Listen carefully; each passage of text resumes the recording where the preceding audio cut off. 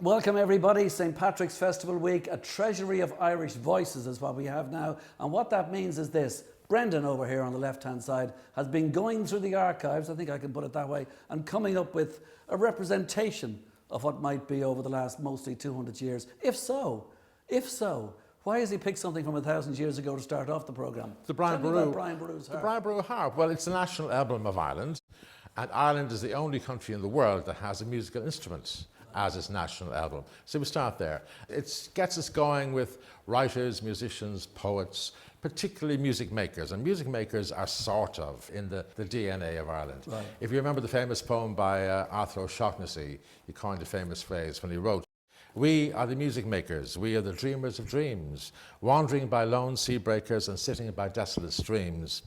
World losers and world forsakers, on whom the pale moon gleams, yet we are the movers and shakers of the world forever it seems." So that's where that famous phrase came from. Okay, before we get to poetry and plays and music, accents. Do you want to start off with accents? Sometimes incomprehensible to the unwary traveller, the unwary visitor. And our great friend, the late Neil Tobin, did a piece for me many, many years ago, actually it was for the Aer Lingus Jets of all things, about how you make sense of Irish accents. Here's Neil. For its size, Ireland has an astonishing diversity of scenery, surpassed only by its bewildering diversity of accents. Some of these no actor would attempt without adequate insurance coverage. But allow me to try a conducted tour of the Irish voice.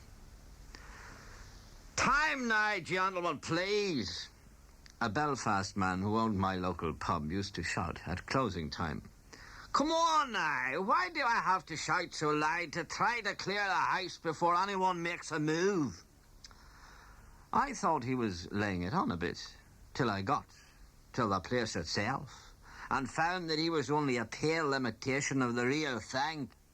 If you slope down the east coast, you hit Dundalk and Drogheda. Drogheda, Ardee and the hinterland can be lumped with Monaghan, accent-wise, very broadly, of course, that is. "O stony grey soil of Monaghan, the laugh from my love you thieved. You took the gay child of me passion, and gave me your clod conceived. You flung a ditch on my vision of beauty, love and truth.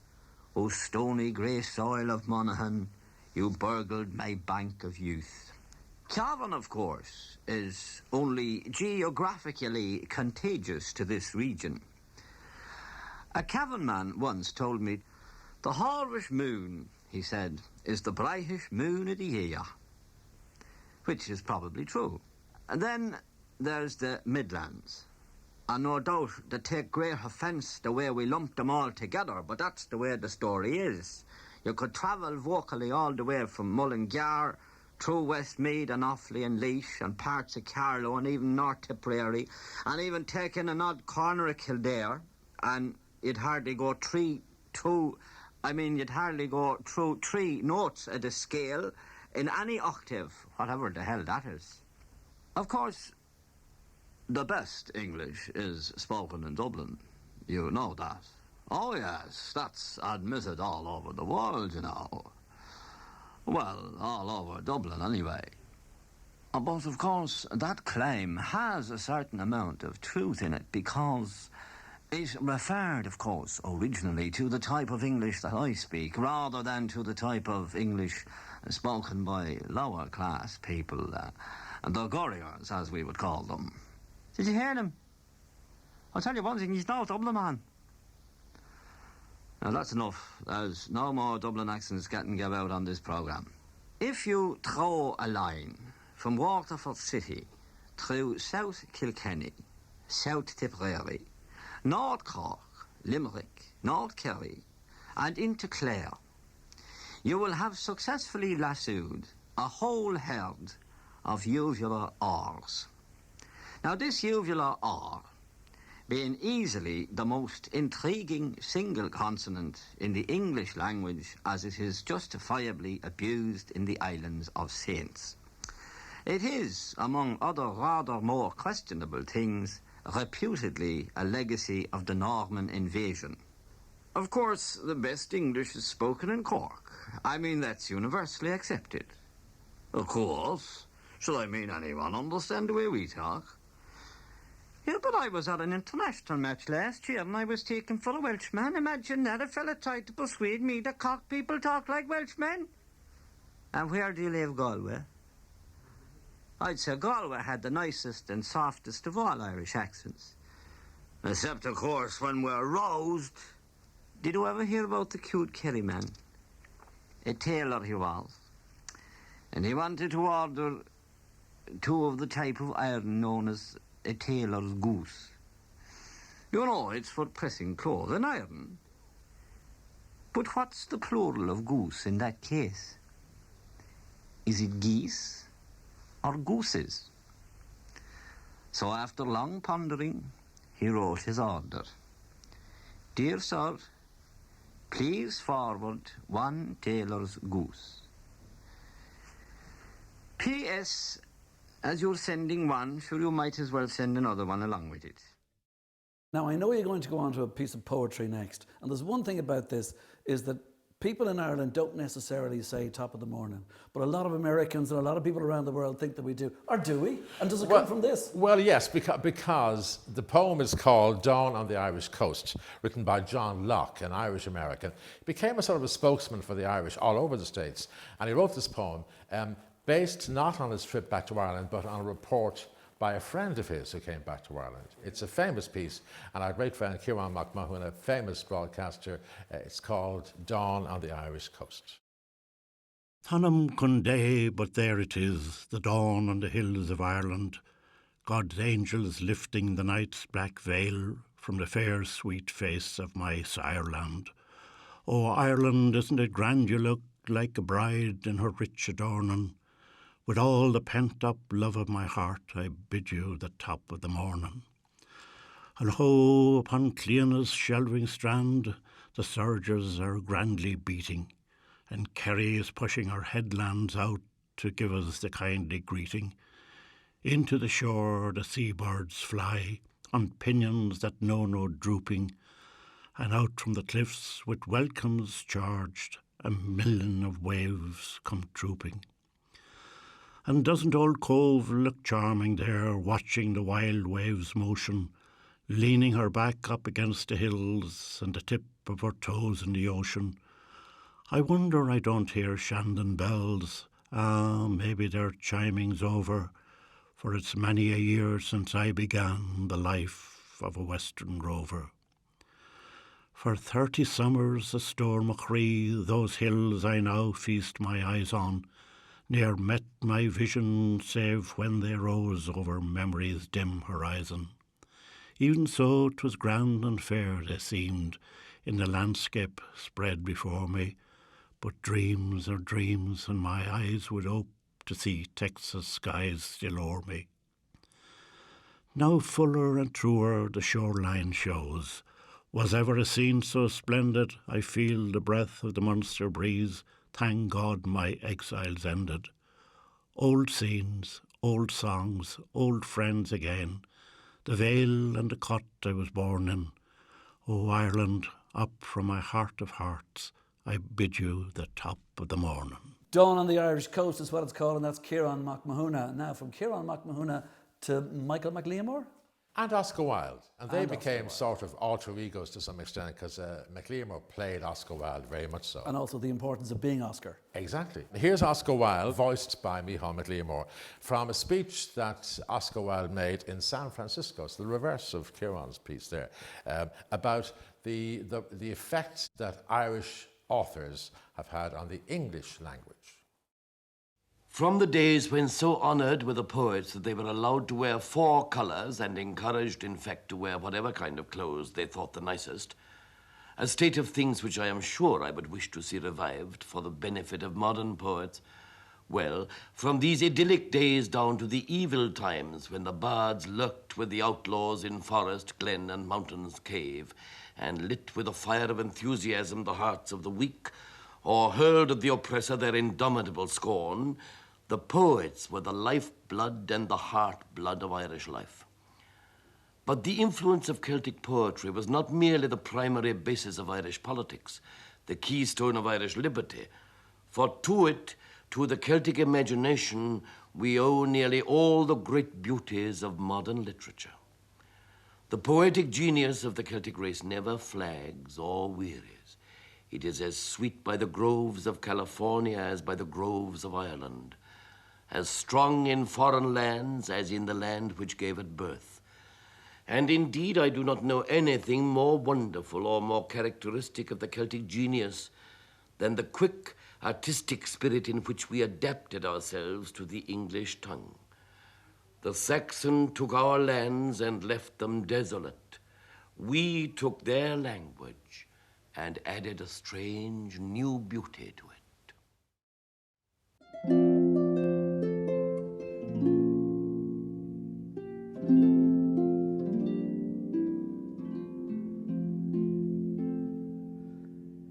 Oh, Paddy dear, and did you hear the news that's going round? The shamrock is forbid by law to grow on Irish ground. St. Patrick's Day no more to keep, his color can't be seen. For there's a bloody log in the wearing o' the green. I met with Napper Tandy, and he took me by the hand, and says he, how's dear old Ireland, and how does she stand? She is the most distressful country that I have ever seen. They're hanging men and women for the wearing o' the green. When the law can stop the blades of grass from growing as they grow, and when the leaves in summertime their verdure dare not show, then I will change the color that I wear in my corbeen. But till that day, please God, I'll stick to wearing all the green.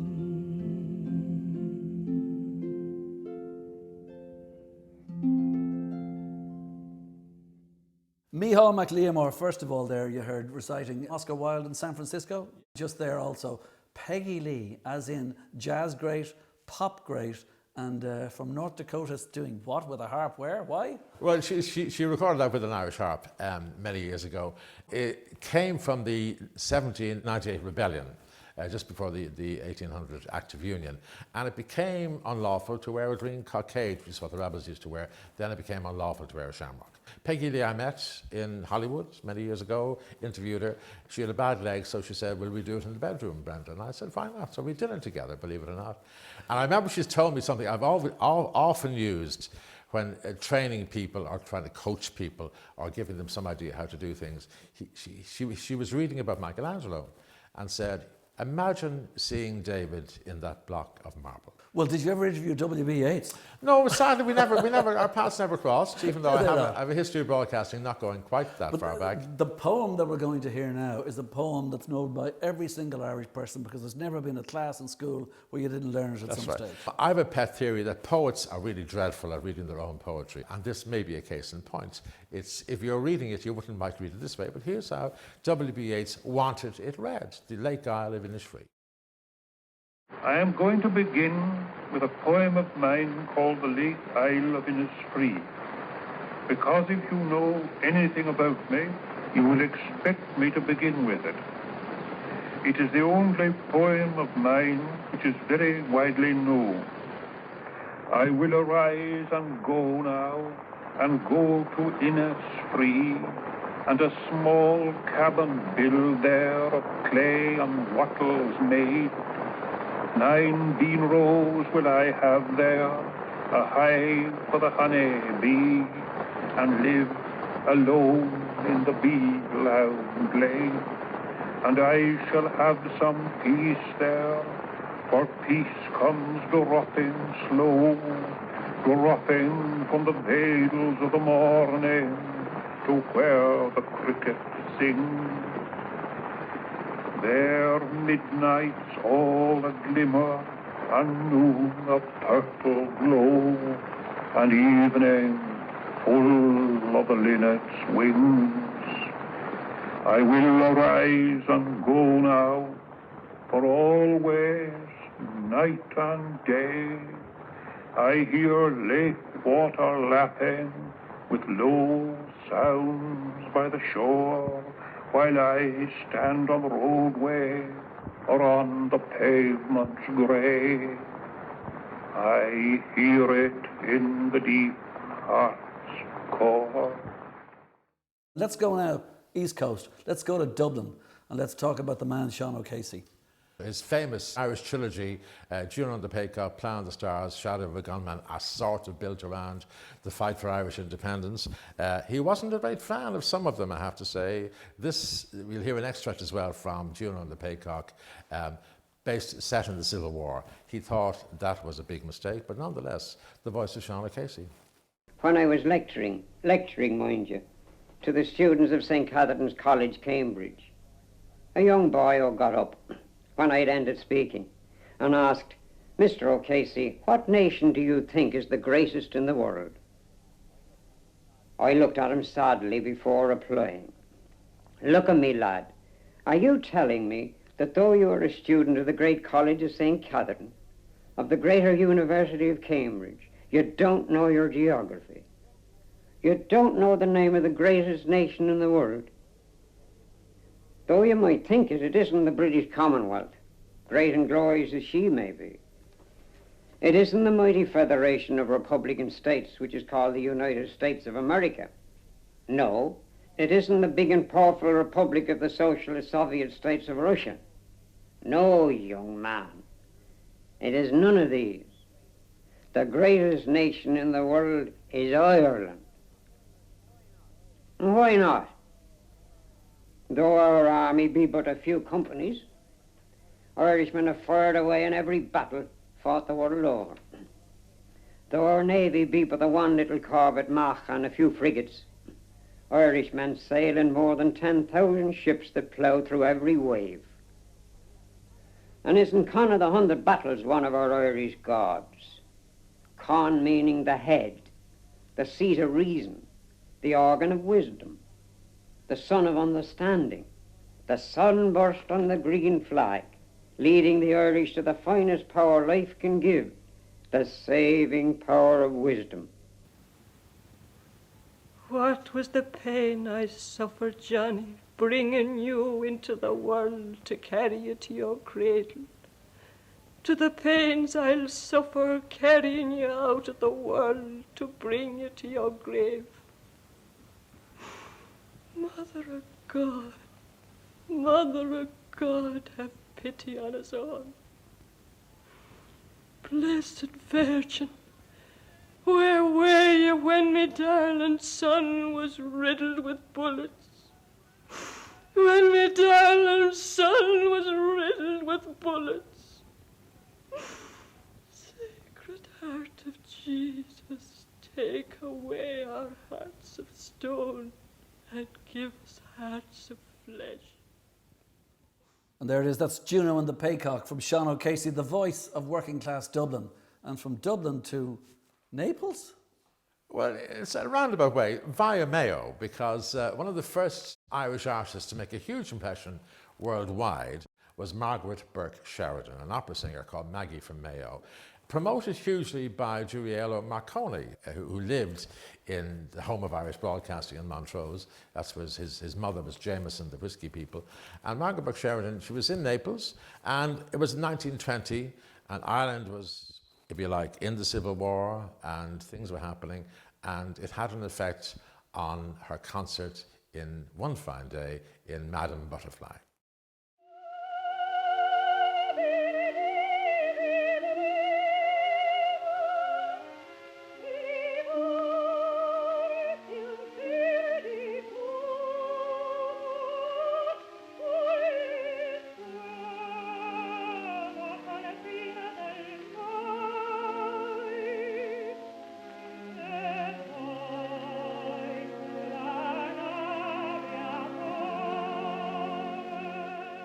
I was very happy because my butterfly was a success at the d'Alberme.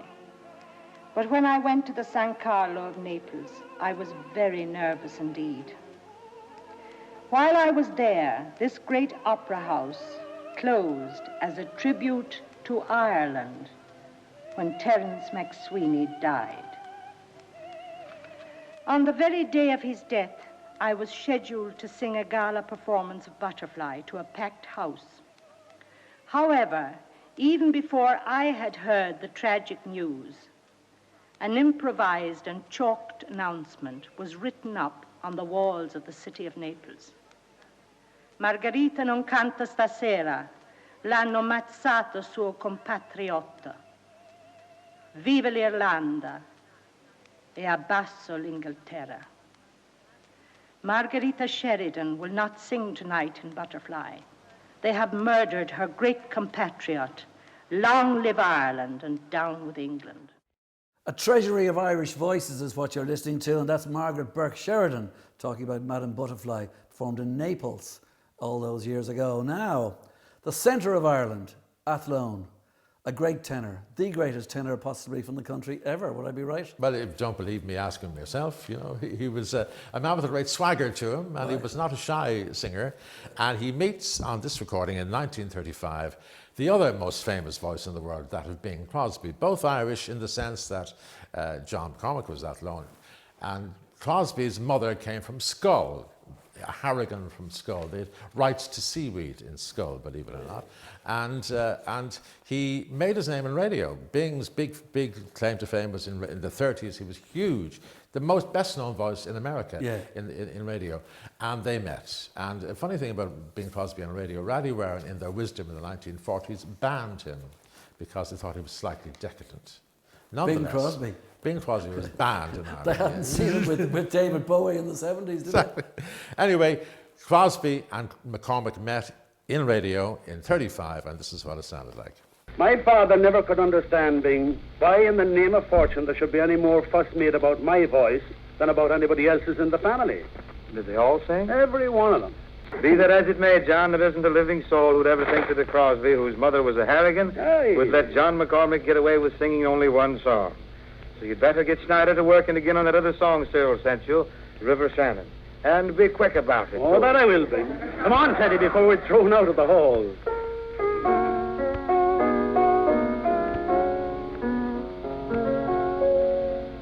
Though my feet are planted in a far-off land, there is somewhere they would rather be.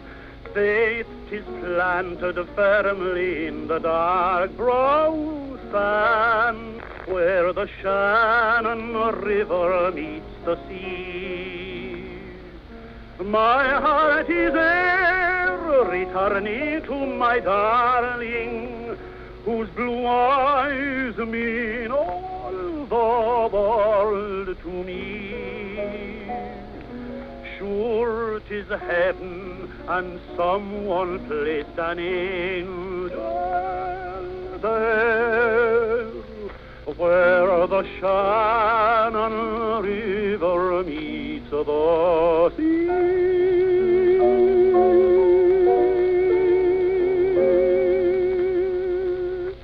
Seems to me that somebody said once, when an Irishman sings an Irish song, it makes everyone who hears him wish he were Irish. Count John McCormack it is and Bing Crosby, the two of them together. Now, here's a different one because Orson Welles in the early 1930s came over to Europe and he never got past Ireland, I don't think. Not Spent much. a lot of time living under the stars in the west of Ireland and then he comes to Dublin. What happens there? Well, he tells it himself. He ran into the Gate Theatre and Micheál MacLiamore and Hilton Edwards and reviewed it afterwards as a great starting point to his career. I hadn't come to Ireland to be an actor. I thought I was a painter and I was supposed to be on a holiday trip, but I looked on it myself as the beginning of a painting career. I'd landed in Galway that spring, bought myself an ass and a cart and set off. Kept my paints in the cart, slept under it at night and by day with a donkey, whose name was Sheog, ambled pleasantly along the Irish roads between the 10 pins of Connemara. It was a grand summer. I spent the end of it in Inisheer, which, as you know, is the smallest of the Aran Islands, and there were other fine adventures, including a voyage up the Shannon in a porter barge. And by October, I was expected back in America and back in school. School, however, was no part of my own personal program. However, I realized on the day I found myself in Dublin that I'd come to the end of what I delicately referred to as financial resources. Now, if I'd been willing to go back to school, I might have wired for the boat fare. Getting a job was the alternative, ditch digging or dishwashing. Next morning, I planned to look about for such a position, but since the few shillings left in my pocket were certainly not enough to build a budget on, I blew the lot on one last good dinner and a ticket to the theater. That theater was the Gate, Hilton and Michael's Gate. Fortune, that perverse trollop, gives herself freely only to those who woo her, not at all. And I was surely the least ardent of suitors. I wasn't a suitor at all. I was just playing hooky. Or truant. See, it happened that among the minor actors in the play I went to see that night, there was a young folklorist I'd met somewhere in the Gaeltacht, and backstage after the show he introduced me in his sociable way to the theater's directors, to Mr. Michael MacLiamore and Mr. Hilton Edwards. I introduced myself to them as Mr. Orson Welles, a celebrated actor from the Broadway stage. Everyone looked startled at this, including myself. To my own further astonishment, I heard myself hinting gracefully that just for a lark, I might just possibly be persuaded to stay on in Ireland for a brief season, that is, if sufficiently interesting leading roles could be found for me. Now, what possessed me? Certainly not ambition. If anything, it was the total lack of ambition that led me into telling that absolute whopper. The very suggestion that I might manage to pay my hotel bill by becoming an actor was so preposterous that a preposterous story seemed the only appropriate way of proposing it. Another question presents itself, of course. Why was this tall story believed in the first place? Well, very probably it was not. Very probably Hilton and Michael saw through my masquerade even at the start and were much too kind to challenge it. Of course, what matters as far as my own career was concerned is that they were so generously and courageously ready to give a strange newcomer that extraordinary chance. We who are graduates of the Gate, scattered as we are over the wide world, Dan O'Herlihy, Siobhan McKenna, James Mason, Geraldine Fitzgerald, and the rest of us, however extensive or limited our term of Gate experience may have been, we're all of us very proud of our schooling and unimaginably grateful for it. Yeah, the story of Orson Welles and the Gate Theatre in Dublin. It's a fascinating story, all right. We've gone this far without mentioning the black stuff. It's your only man. Isn't that right, Brendan? The pint of plain, yeah. Guinness's. The plain is plain porter as against stout. It's by Flann O'Brien, also known as Brian and Nolan or Miles Nagopley, famous Irish writer. The pint of plain. Speaking of Guinness's, by the way, speaking of the Irish harp and Guinness's, you know that Guinness have a harp as a symbol as well. But it's the reverse of the Brian Blue harp. Yeah. Because, believe it or not, when the Irish state was formed in 1920, Guinness sued the Irish state for using their trademark. And the compromise was the Irish harp, the state symbol, could be used reversed. So it's the opposite to the Guinness motto. Anyway, Eamon Morrissey made a great career, sort of, out of doing Flann O'Brien's work. Here's the famous monologue, The Pint of Plain. Jem, Casey. Not a man can touch him when it comes to putting together poems. Look, poems that is permanent. Poems that will last when a lot of them other poets is long since forgotten. I know them other poets with their black hats and their bloody ribbons. The point of plain be Jem, Casey. When things go wrong and will not come right, though you do the best you can. When life is black as the hour of night, a pint of plain is your only man. What do you think of that now, huh? Wait now.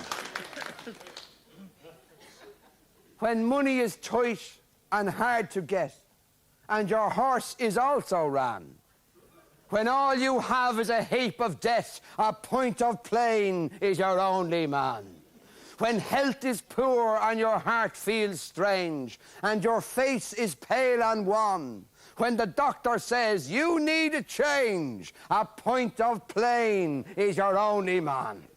There is one thing in this poem I think you'll have to agree: permanence.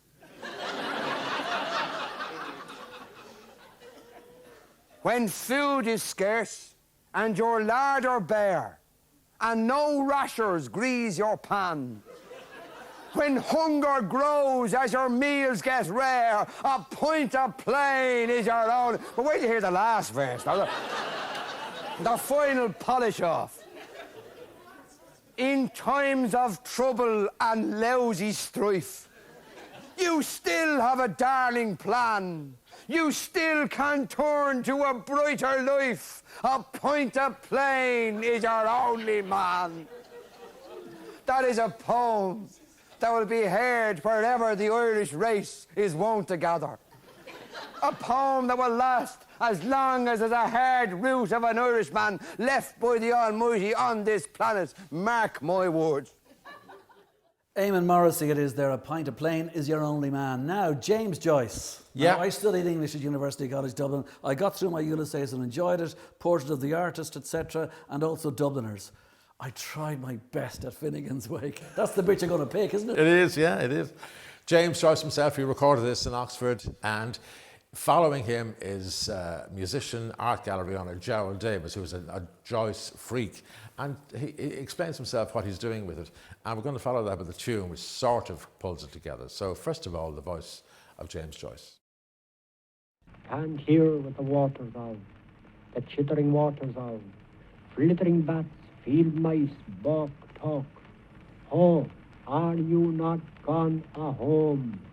What Tom Malone can't hear with balk of bats, all the liffying waters of. Oh, talk, save us. My goose won't move. I feel... Little old-fashioned mummy, little wonderful mummy, ducking under bridges, bell-hopping the weirs, dodging by a bit of bog, rapid shooting round the bends, by Talla's green hills and the pools of the Fuca and a place they call it Blessington, and slipping sly by Sally Noggin as happy as the day is wet, babbling, bubbling, chattering to herself, deludering the fields on their elbows, leaning with the sleuthering side of her, giddy-gaddy, granny-ma, gossipacious Anna Olivia. That surely goes beyond prose and becomes poetry. I would like to go a step further and suggest that it is music. Let me now try lilting that piece for you. I don't claim to be any sort of a singer, but I am simply reading the syllables as sounds and letting a rhythm take over. Consider it the first example of Joycean Celtic scat singing. Diddle diddly diddly, diddly diddly doo, duck diddly dee da, doodly doo dee. Do di da di di da doodly doo doo dee, but doodly dee dee doodly doodly doo da doodly doo doo doo doo da di di da di doo di da di doo di da ba da beetle dee diddly doodle da doodly doodle diddle diddle da di di doo doo doo di di da di doo di da doo di doo di da di da di da. Grab your coat, don't forget your hat, but leave your worries, leave 'em on the doorstep. Life's sweet. Just direct your feet to the sunny side of the street. Hop, bottle, doodle, sad, pitter pat. You know that happy tune is my step. Life's all right if you dig that beat on the sunny side of the street. Used to walk in the shade with my blues on parade. What a drag, old man, getting stuck in the shade. Get hip, don't be afraid. Move it on over, kill yourself in the clover. Only hit for a cent, who cares?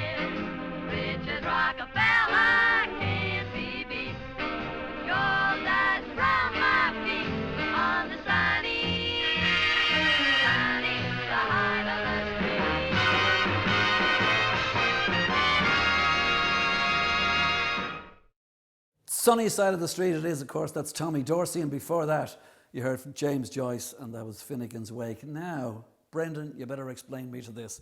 Our Ladies Choral Society, Eamon De Valera and John Wayne. Yeah, well, yes, it's Eamon De Valera's famous speech from St. Patrick's Day in 1943. Did he say happy maidens or did he say comely maidens? He said on this recording happy maidens, but when he said it live he used comely. That's how it is. Bing was always around the place doing something, and John Wayne in the 50s made his famous movie in Ireland, The Quiet Man. So that's a combination of versions of Ireland in the late 40s, 50s. The ideal Ireland that we would have, the Ireland that we dreamed of, would be the home of a people who valued material wealth only as a basis for right living, of a people who, satisfied with frugal comfort, devoted their leisure to the things of the spirit, a land whose countryside would be bright with cozy homesteads, whose fields and villages would be joyous with the sounds of industry, with the romping of sturdy children, the contests of athletic youths, and the laughter of happy maidens, whose firesides would be forms for the wisdom of serene old age.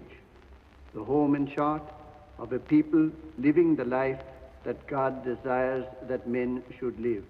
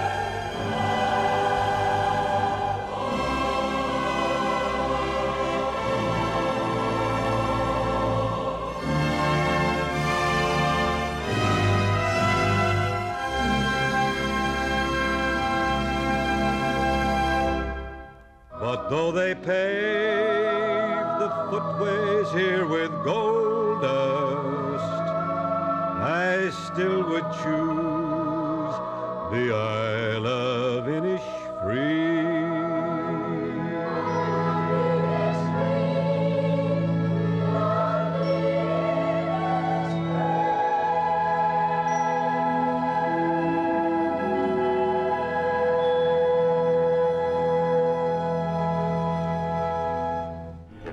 And is a beautiful part of my life. I enjoyed meeting the people, and naturally I was with Pappy Ford, who loved, he's very Irish in his thinking and everything, so I saw it through his eyes. We were in a little place called Con for most of the picture, where the people were just about as beautiful as they could be. Their attitude on everything, it'd be raining, or I'd get up and I'd think, it'd be another day of this. And you go outside and a fella come by and say, well, a nice soft day, Geez, just a great attitude toward life.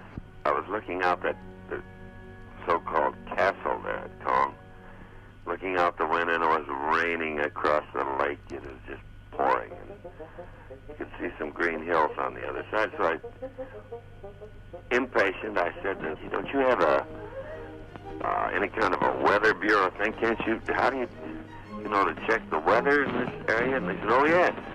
I said, what's that? He said, you see them green hills? I said, yes. He says, well, if you see them, it's going to rain. If you don't, it's raining.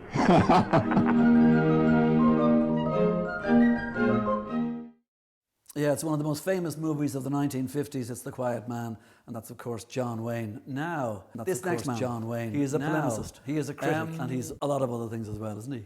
George Bernard Shaw. GBS. Yeah, GBS, a famous Irish writer, made his name in Britain, of course, as well, but introduced here by Dennis Johnson. Now, Dennis Johnson was a playwright, father of Jennifer Johnson, the author, and grandfather of musician Josh Johnson. So he's a well-known. But he was, one of his many roles was, apart from being, he was a reporter, a correspondent, also head of BBC Television when the war ended in 1945 to redo it. And he persuaded George Bernard Shaw to speak to television on film for his 90th birthday. It's technology overcoming the solo voice, because he's interrupted by jet planes overhead. So Dennis Johnson introducing George Bernard Shaw. Here is his Hertfordshire home at A at St. Lawrence, and the wide lawn across which he walks on his way to his favourite summer house.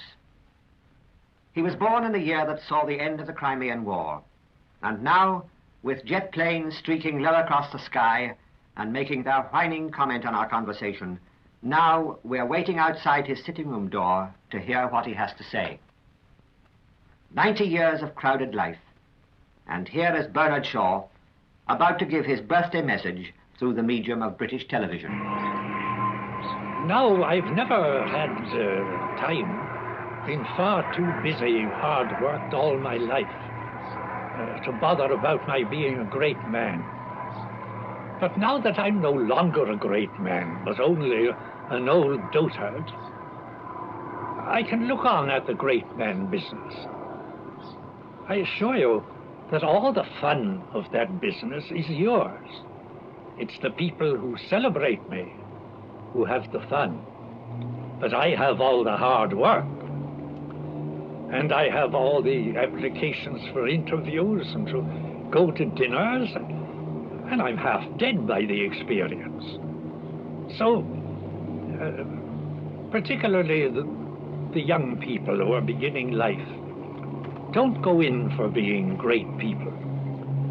To begin with, the people who think they're going to be great, and as young people inform you that they're going to be great, they very seldom come to anything. George Bernard Shaw, who won the Nobel Prize in 1925. And an Oscar. And an Oscar. For Pygmalion. Yeah. Who's the other person who did both of those things? I don't know, Brendan. Bob Dylan won Bob both. Dylan, That's right, yeah, only in recent years, yeah. And of course, George Bernard Shaw is famous for his residuals and royalties from My Fair Lady and Pygmalion, My Fair Lady. Go to the National Gallery of Ireland. Yeah. And that's so. They bought hundreds and hundreds of paintings, millions of pounds worth of stuff from the George Bernard Shaw bequest. Okay, well, Alan Lomax, he went all over the world, a great sort of ethnomusicologist, a great Very kind of much preserver of music and picking stuff up and making sure it was always recorded. Yeah. And if it wasn't for him, we mightn't have heard much about maybe Muddy Waters and Leadbelly. That's right. And a lot more besides. What's he got to do with Ireland? He was in Ireland in 51 or so, tracing Irish folklore, and ran into a Cayley band and ran into a soloist, Annie White, and here's what happened. Well, I'm going to see if I can find one that we have down in our southern mountains in the USA that you may have heard. Let's see, it goes like this. We call it Uncle Joe down there. Ever go to meeting Uncle Joe, Uncle Joe? Ever go to meeting Uncle Joe, Uncle Joe? Ever go to meeting Uncle Joe, Uncle Joe? Don't mind the weather so the wind don't blow. Hop up, my ladies, 3 in a row. Hop up, my ladies, 3 in a row. Hop up, my ladies, 3 in a row. Don't mind the weather so the wind don't blow. Agnes, did you ever hear that tune that I just played? That one called Ever Go to Meeting Uncle Joe? Yes, I did. Well, let's fiddle it together a little bit.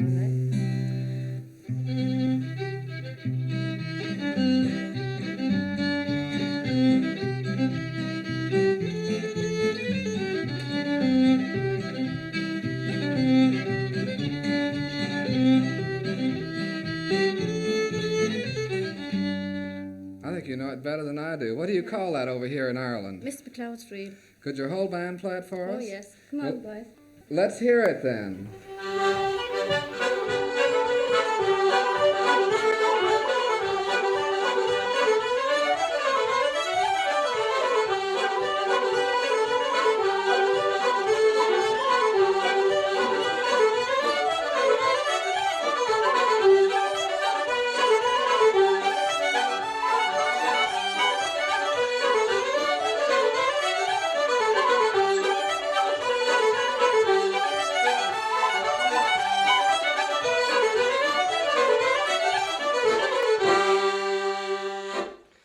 I guess Ireland showed up Virginia that time. Okay, Brendan, rock and roll in the 50s, 56 or 57 direction, that was bad enough. What about television in the early 60s? Well, funnily enough, the Carlton Cinema, the first rock and roll riot in Europe, believe it or not, because we played Rock Around the Clock movie about a week before it hit London, so we got first. So the first rock and roll riot in Europe was in Dublin. Rock and roll had arrived. The film played Dublin in the middle of August to an audience of enthusiastic but eminently respectable devotees of the newest new music. While another one buttered my bread. Two gals gave me my money. Two gals made me my clothes. But word got around. Before long, in some cinemas, it was the furniture that began to roll and rock. As one cinema manager found out, It took, I think, about 5 minutes for that crowd to change from being a very good-humoured lot into a collection of blackguards. And, of course, they were all very sorry the following day, and they were all back to apologise, but that didn't remedy the damage that had been done. And as in every crowd, there's a small element of outright blackguards who want to use the occasion for wreckage. but the wreckers are few. Most fans deplore this conduct. You should take rock and roll seriously. It's quite different from just bopping. Let an expert explain. You've seen the Dixieland band, they'd be doing bopping. If they played rock and roll, they do the same steps. There's no difference here. But in England there is. In London now, for instance, I was in London there for a while, and that's where they do rock and roll. And they have the partners in London, rock and roll, and it's really great to watch it. Marvellous. The way they do the splits in the air and rolling across the shoulders and all of that, you know, and doing the splits and everything like that.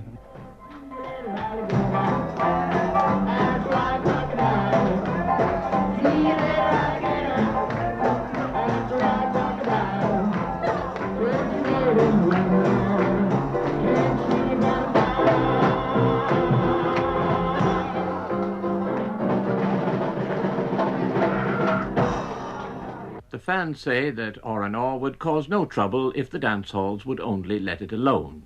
They say suspicion of it colours their mildest activities.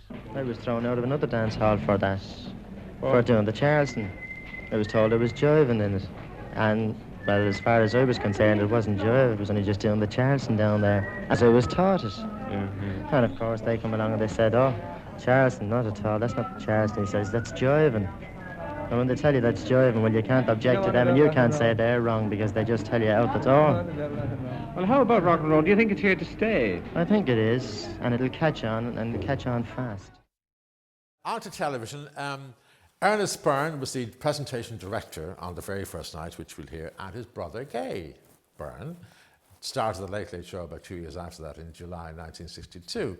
I interviewed Gay some years ago, and he was looking back on the body of work that included the Late Late Show. I was at the very first Late Late Show back in 1962, and we talked about that. And he refers to his producer, Tom McGrath, who instigated the Late Late Show, and looked back on it with a fairly, I wouldn't say jaundiced view, an ordinary. It was just a TV show. 30 seconds. 30 seconds to air. Focus in on camera 1, please. 15 seconds to air.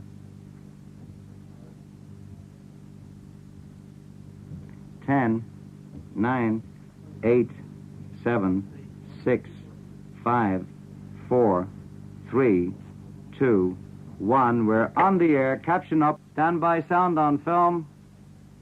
Take it.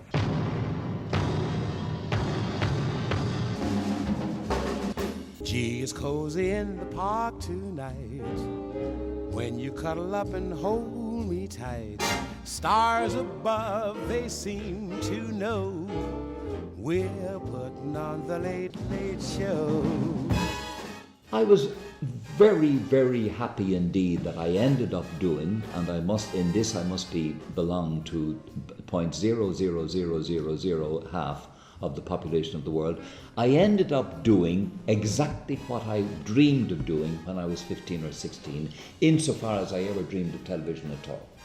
And I realized that I ended up doing, for a living, a fantastic job with a wonderfully successful record. Looking back on all those years of the Late Late Show and other bits and pieces you've done and your most recent series, Your feelings on that body of work?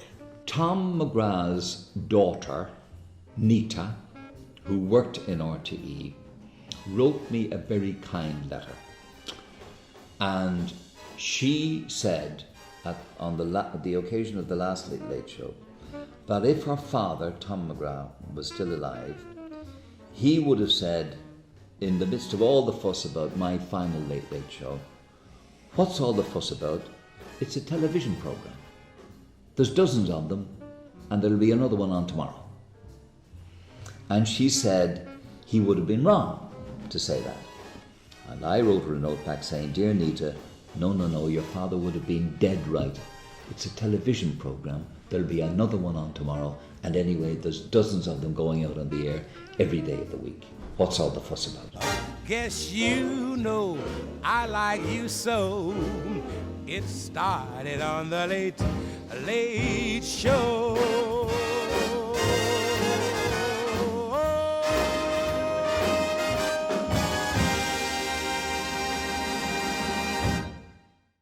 Well, he was wrong, because over the last 50 or 60 years, without a doubt, the Late Late Show is what, like, it's just, it couldn't be as, you'd never understand it if you weren't from Ireland.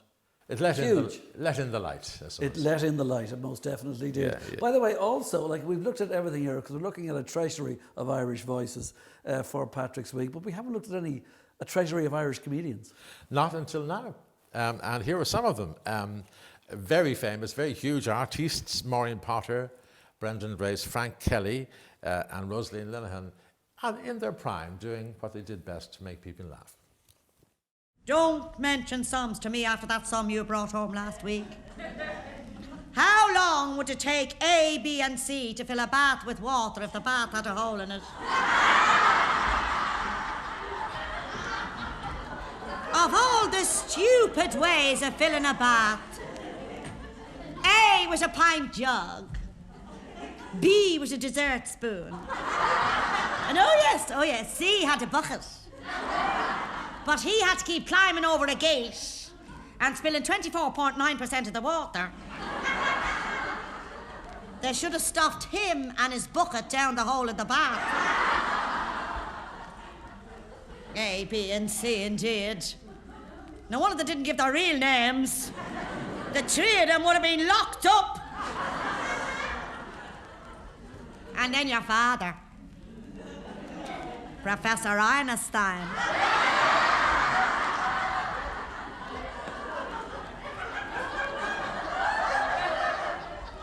Let's do this some practical, says he.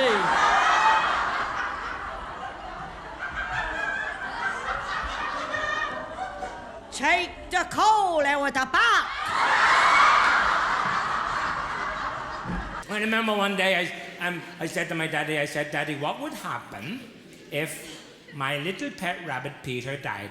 And my daddy says, well, if he died, he says, we'd have to bury him.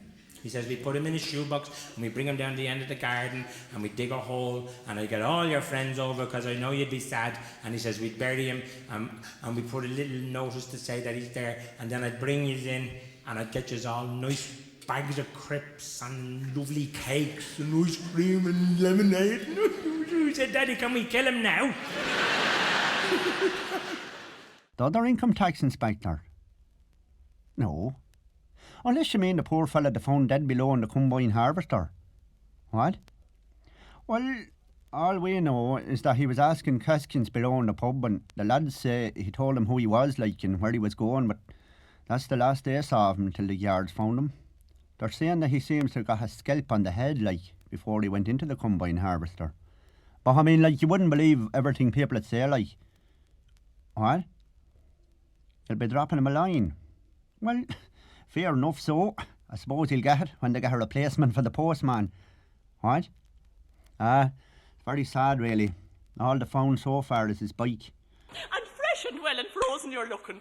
Oh, listen, what a killer. Sure, even down in Mullen and Mallow, we're having a terrible time with this energy crisis. There's no coal, there's no electric, and the oil man came last week and he only half filled me up. That's going to have to do you for the winter, says he. You're going to have to cut down. No way, says I. If the worst comes to the worst, we'll have to bring the animals into the house. Oh, God, says he, what about the smell? Oh, well, says I, they'll just have to get used to it. Oh, but seriously, I hope it's not as bad as last winter anyway. Sure, even the courting couples around here could only give each other a credit squeeze. It was desperate. I remember well the night when Billy Fogarty and Mary Kate Keneally got stranded in the car coming home from the Macra dance. By the time the rescue squad got to them, they had to be dug out, and that was even before the snow started. But seriously though, last Thursday week I was out in the shed giving the cow the mastitis treatment. But in comes the man from the Agricultural Institute. Ah, well, to see, winter draws on. I have, says I, but it's none of your business. Okay, yeah, Rosaline Lenihan there ending up that lot. Listen, that's just your little kind of groupings of some of a montage of the lot of them. Now, let's go to something a bit different here, because in terms of famous songs, famous poetry, etc., On Raglan Road can be right up there with both. Patrick Kavanagh. Very much so. It won the thing, Archie Rahman last year, the most popular folk song in Ireland turned out to be Raglan Road. Essentially not a folk song in the literal sense, because the words are not folk-like, but are written by Patrick Kavanagh, the poet. And it's, we'll hear Luke Kelly. Ciarán Mac Mahuna again got it going, and Ben Kiley was at the beginning. But first, the voice of Patrick Kavanagh. The poem is epic, and it just shows that what is local can be universal.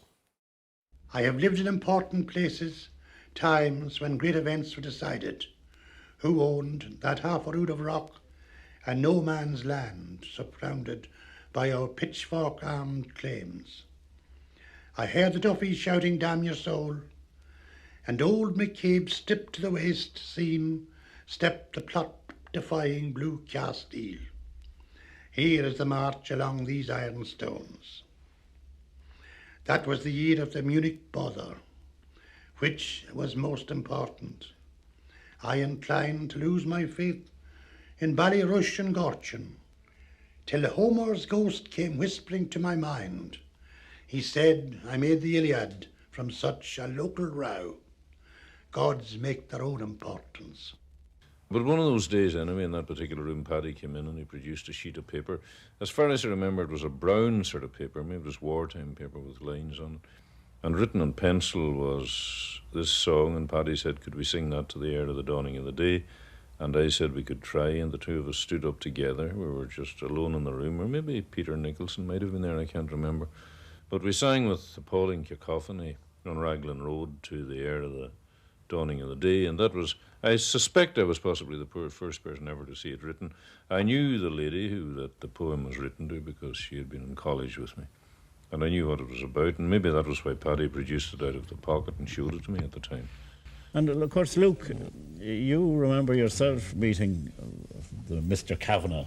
Yeah, on the one occasion that I dared actually to speak to the man, because as Ben said earlier on, he was a rough sort of man. But we were in a pub. We won't name the pub. I don't suppose it's allowed on television. Well, it was in the Bailey anyway. Yeah. And he was singing in his own peculiar manner, and so was I in my own peculiar manner. And he said, I've got a song for you. And he said, you should sing Raglan Road. And I'm very proud of the fact that I got the imprimatur, as it were, from the man. And you did sing it, himself. And you will now. Well, I'd like to sing it now, yeah. Why not? Luke Kelly with Al O'Donnell. Okay. On Raglan Road of an autumn day, I saw her first and knew that her dark hair would weave a snare that I might one day rule. I saw the danger and I passed along the enchanted way, and I said, let grief be a fallen leaf at the dawning of the day. So, the greatest Irish poet possibly of the last 20, 30, 40 years? I think Seamus so. Heaney? I think so, very No much question. so. Worldwide acclaim. Speaking of Raglan Road being the most popular song, this could turn out to be the most popular poem because this keeps winning all the time when they do polls of Ireland's favourite poem. It's from a series called Clearances, and everyone knows it. When all the others were away at Mass, I was all hers as we peeled potatoes. They broke the silence, let fall one by one, like solder weeping off the soldering iron. Cold comfort set between us, things to share, gleaming in a bucket of clean water. And again let fall. Little pleasant splashes from each other's work would bring us to our senses. So, while the parish priest at her bedside went hammer and tongs at the prayers for the dying, and some were responding, and some crying, I remembered her head bent towards my head, her breath in mine, our fluent, dipping knives. Never closer the whole rest of our lives. And there it is, chosen by ballots cast by the Irish public, Ireland's most famous poem of the last 100 years. And that was announced recently by President Michael D. Higgins. Now, from Seamus Heaney to radio. To radio, where we both started our famous careers when dinosaurs ruled the earth many years ago. Some radio voices. Ireland still has one of the highest listening audiences around the world for radio fans. Yeah. We listen to an awful lot of radio. And here are some of the famous voices. A lot of them no longer with us, I'm afraid. But it gives an idea of some of the voices, some of the memories of Irish radio. Radio Wedding. Let joy be unconfined.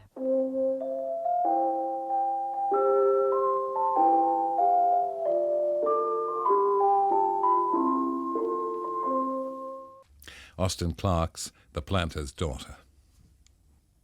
When night stirred at sea and the fire brought a crowd in, they say that her beauty was music in mouth, and few in the candlelight thought her too proud, for the house of the planter is known by the trees. Men that had seen her drank deep and were silent. The women were speaking wherever she went, as a bell that is rung, or a wonder told shyly, and oh, she was the Sunday in every week. Night Feed by Ivan Boland. This is dawn. Believe me, this is your season, little daughter. The moment daisies open, the hour mercurial rainwater makes a mirror for sparrows. It's time we drowned our sorrows. I tiptoe in, I lift you up, wriggling in your rosy zipped sleeper. Yes, this is the hour for the early bird and me, when finder is keeper. I crook the bottle, how you suckle. This is the best I can be, housewife to this nursery, where you hold on, dear life.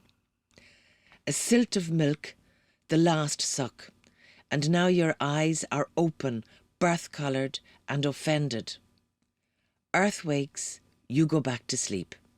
The feed is ended. Worms turn, stars go in. Even the moon is losing face, poplars stilt for dawn, and we begin the long fall from grace. I tuck you in. Now, Betty McGarry of St Mary's Road, Ballsbridge, Dublin, sent us in a doll made up as a nun. Very nicely done, too. So without further ado, have you heard this little story? It concerns a nun who was going along the road when suddenly she tripped and fell into a pool of water. With that, a motorcyclist chappie in black leathers, a beard and sunglasses skidded to a halt beside her and helped her to her feet. "Ah, thank you," she said. "You've restored my faith in the teenagers of today." "It's all right, ma'am," he said, looking at her dark clothes. "Any friend of Batman is a friend of mine." Maurice Lynch plays tonight, Monday, the National Ballroom in Dublin, Thursday, Carrow, County Sligo, Friday, Castledure, County Tyrone, Saturday, the 28th, Moneymore, County Derry, and Sunday, Olympic Ballroom in Dublin. Now, to get in touch with the Van Avens, just phone Castleblaney 168. That's the number for Law Enterprises, and it's the same number for the Maurice Lynch Show Band. Or, if you prefer, get in touch with Billy Wallace.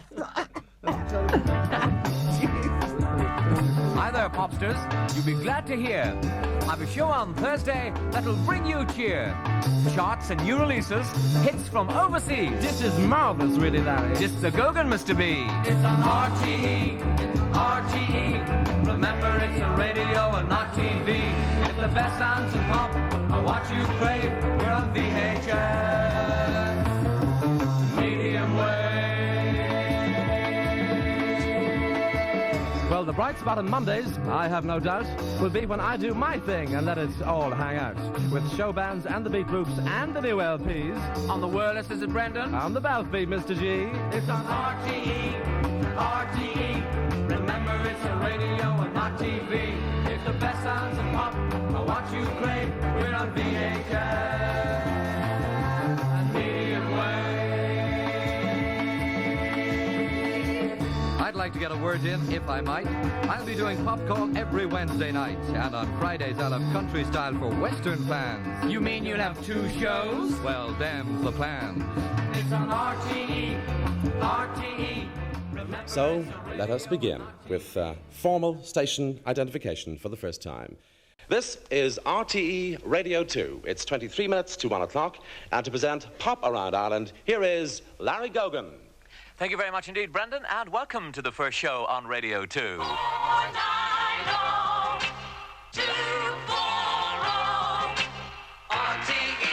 Radio 2, stereo sounds on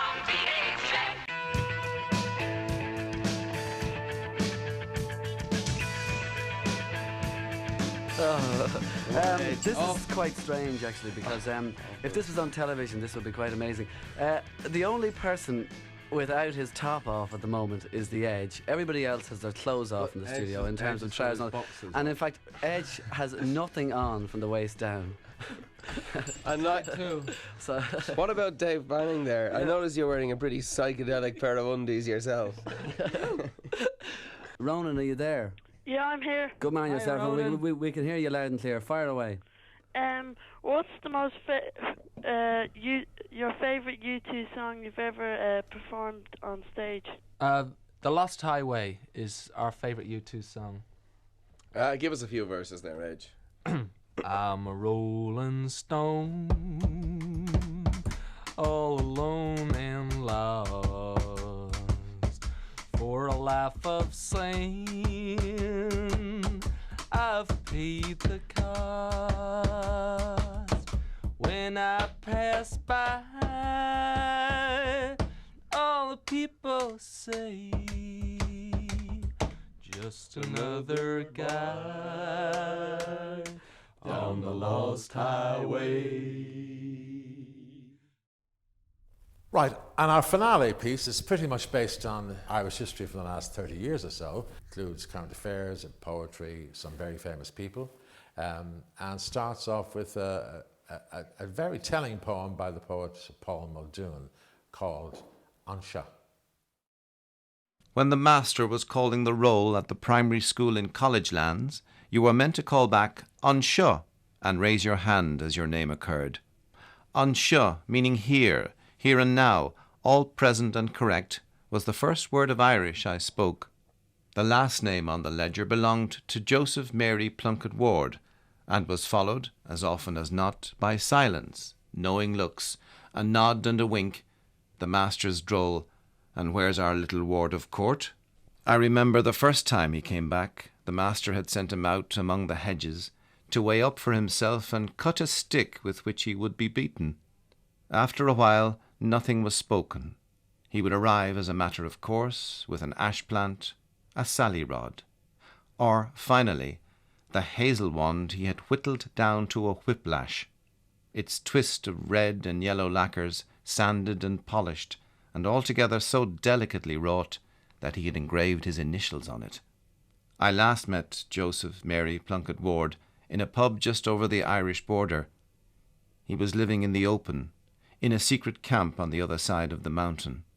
He was fighting for Ireland, making things happen. And he told me, Joe Ward, of how he had risen through the ranks to quartermaster, commandant, how every morning at parade his volunteers would call back Anseo and raise their hands as their names occurred. On the 8th of November, an IRA bomb killed 12 people at a war memorial ceremony in Enniskillen. Gordon Wilson talked of his daughter's last moments. Then I was aware of a pain in my right shoulder. I shouted to Mary, "Is she all right?" And she said, "Yes." And she found my hand and said, "Is that your hand, Dad?" I remember we were under 6 foot of rubble. I said, "Are you all right, dear?" And she said, "Yes," but she was shouting in between. 3 or 4 times I asked her. She always said yes, she was all right. When I asked her the 5th time, "Are you all right, Mary?" she said, "Daddy, I love you very much." Those were the last words she spoke to me.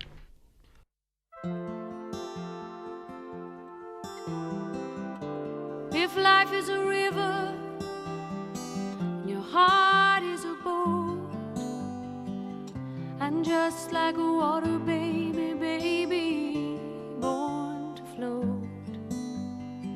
And if life is a wild wind that blows way on high, and your heart is Amelia, dying to fly,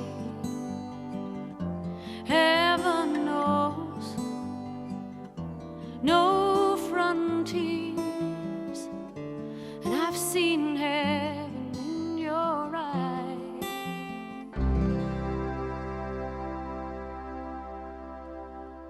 I'm pleased to announce that the two governments and the political parties of Northern Ireland have reached agreement. Naturally, I hope that today will be a very, very good Friday. It's a day we should treasure, a day when agreement and accommodation have taken the place of difference and division. The dawn will break on Easter morning. All across Ireland, Catholics and Protestants will, in their own way, proclaim their faith in the triumph of life over death. On this Easter, their leaders have lifted their Christian beliefs and have lived them by giving the people of Ireland and Northern Ireland the chance to choose peace over conflict, indeed, to choose life over death. History says, don't hope on this side of the grave. But then, once in a lifetime, the longed-for tidal wave of justice can rise up, and hope and history rhyme. So hope for a great sea change on the far side of revenge. Believe that a farther shore is reachable from here. Believe in miracles and cures and healing wells. Call miracle self-healing, the unpredictable double take of feeling. If there's fire on the mountain and lightning and storm, that means someone is hearing the outcry and the birth cry of new life at its term. It means once in a lifetime that justice can rise up and hope and history rhyme.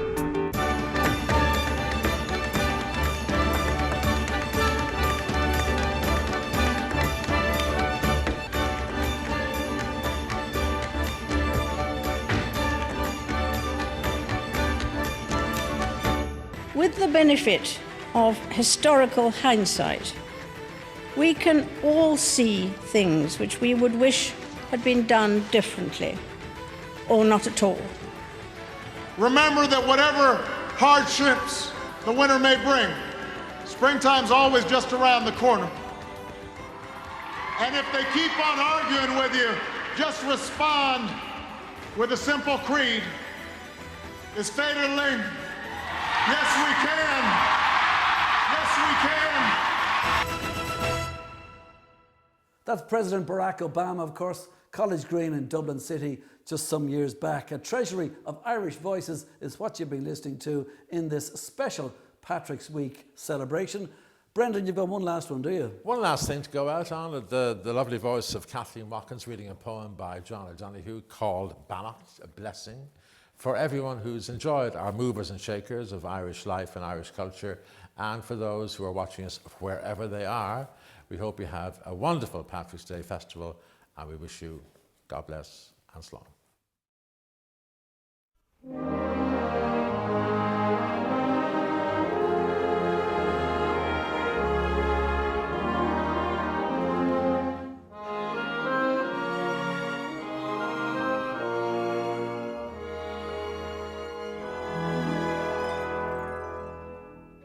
On the day when the weight deadens on your shoulders and you stumble,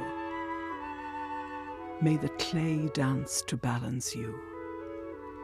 And when your eyes freeze behind the grey window and the ghost of loss gets into you, may a flock of colours, indigo, red, green, and azure blue, come to awaken in you a meadow of delight.